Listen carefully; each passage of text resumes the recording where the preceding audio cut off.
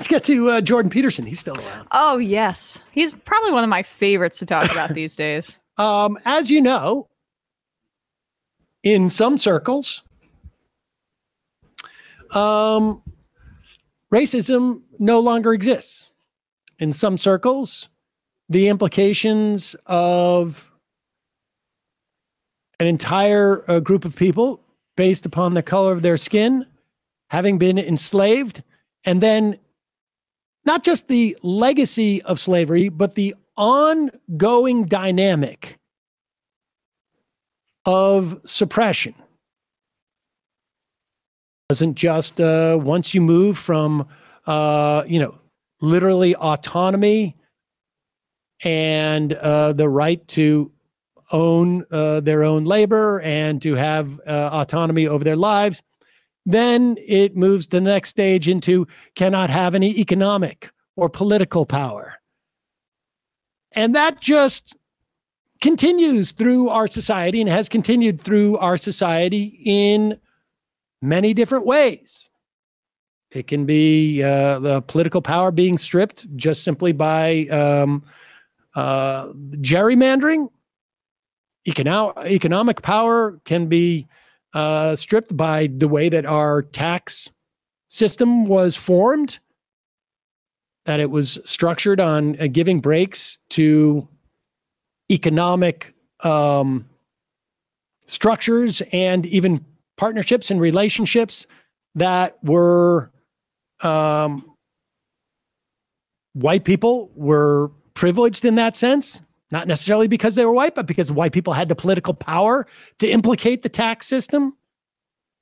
Could have to do with just the fact that if you were a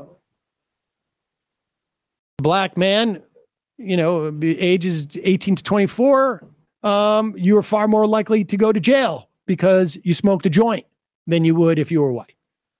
But in some circles, fortunately, all of that is just really about people being too woke. And I give you Jordan Peterson with Douglas Murray. Noted Islamophobe.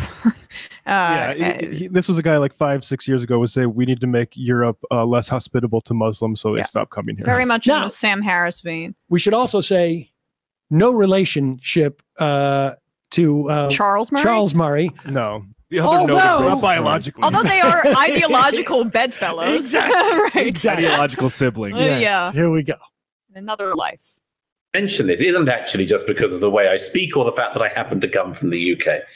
It's because it then gets us to this very interesting question, which is what would restitution ever look like? And what I notice and what I, as you know, Jordan, in a number of times in the book go into is this question of reparations, as it's currently called. What one might also call a sort of what would restitution look like on a number of historic wrongs? And I've been very struck in the last 2 decades in particular by the fact that we have people, and again, Nietzsche puts his finger on it with uncanny precision. I'm struck by the number of people who rip at long closed wounds, rip them open, and then scream at everyone about how hurt they are. Because in actual fact, on a whole range of issues of what we're now reminded are historic wrongs, something like considerable restitution happened an awfully long time ago. I mean, you still hear people saying, it's extremely popular in American discourse, that America never addressed the issue of slavery. And, you sort of think, well, fighting a long and bloody civil war about it would have been one obvious way that they clearly tried to address it. And even that today is poo-pooed. A number of contemporary historians say, oh, it wasn't really about slavery. It was a different power struggle. It never is about the thing that the thing was about. This guy, indecipherable. Well, it's also, I mean, what involved restitution in the Civil War? Well, he's from Great Britain, and he's giving examples about how these wounds have been closed for a while. Like in Haiti, in the Haitian Civil War, if I'm wrong, the reparations were given to the slave owners. Is this correct? I'm pretty sure we compensated slave owners in the United States. But I just want to make sure I was just right about Haiti. Like no reparations to the enslaved people, but to the slave owners to make up for the fact that they had lost significant capital. We know what 40 acres and a mule was and how it wasn't followed through upon. Right. But why would he cite the Civil War in the same breath as an example of reparations or restitutions being addressed? No. Notice what he says here. He says he slips in a word that kind of shows how much of a charlatan he is. He says where they tried to address it. Yeah, I mean, it's just fascinating. And the only people who are arguing that the Civil War was not about slavery are, in fact, his ideological bedfellows. This is a very interesting question because yes, there's a whole bunch of Confederate sort of like the South will Rise Again type folks that said this was about Lincoln being overreaching in terms of like a tyrant or whatever.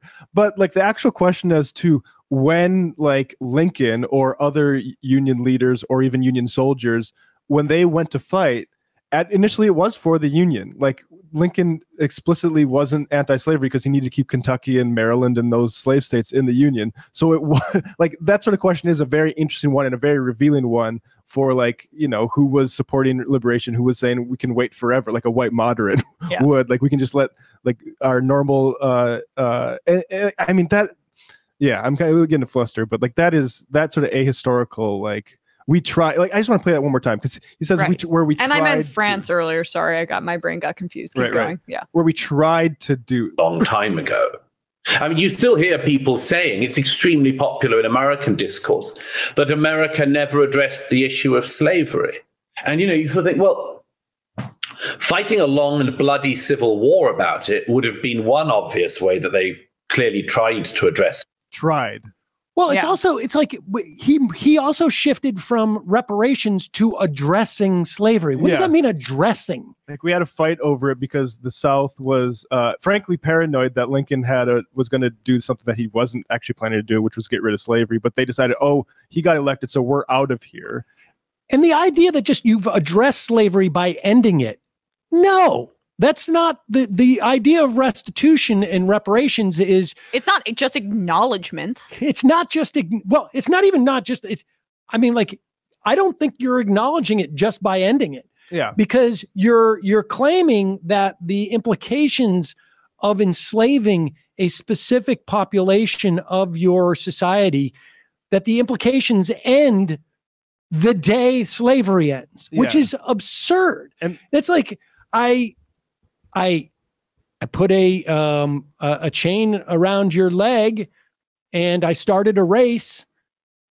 Your opponent ran down the field and is 400 yards ahead of you, but I took your chain off. So I've addressed the imbalance that existed. I mean, it's just absurd. It's just an absurd. Yeah. I mean, there's those studies on like the leading families of the Confederacy had basically recovered their wealth by a few generations later.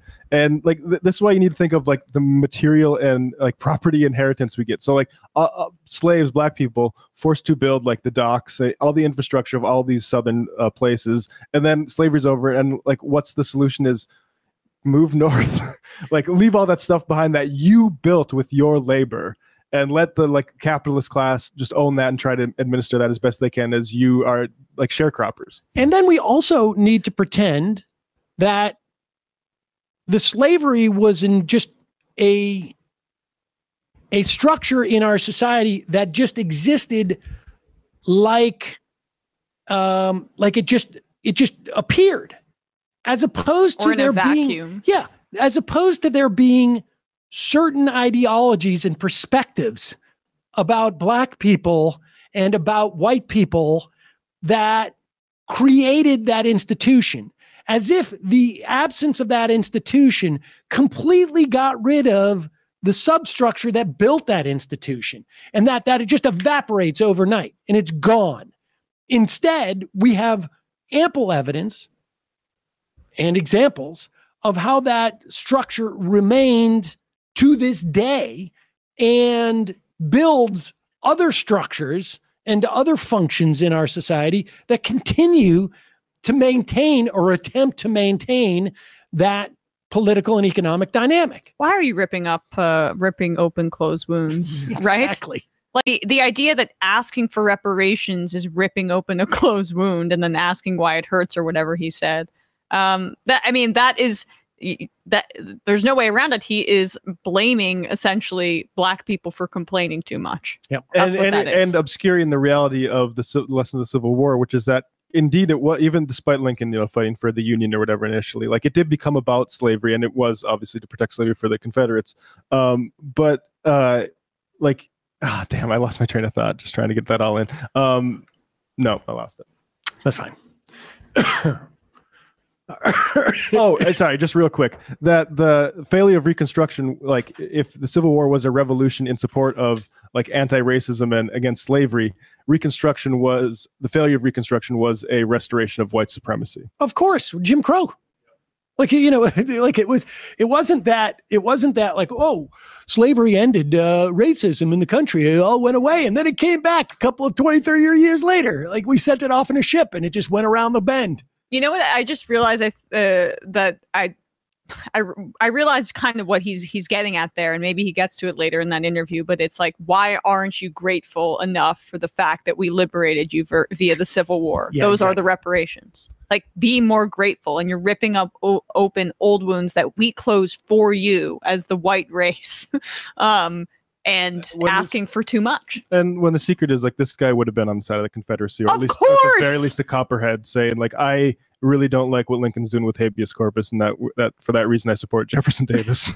And we should also say, I mean, if you have not been listening to this program for an extended period of time, we have done many interviews on what happened during Reconstruction in terms of the literal violent coups where Black people gained any political power in places like South Carolina, North Carolina, other states across the Confederacy, the reemergence, or the not reemergence, the reinstatement of a white supremacy regime in this country in the form of Jim Crow after 8 years of Reconstruction where there was some pushback on this. And you go through our archives. We should maybe send it to this guy so that he can see that, it doesn't look like the wounds had quite sealed up in the way that you had. And also, if you don't clean out those wounds, they end up getting infected. I'm sure he'll be receptive when we send him that material.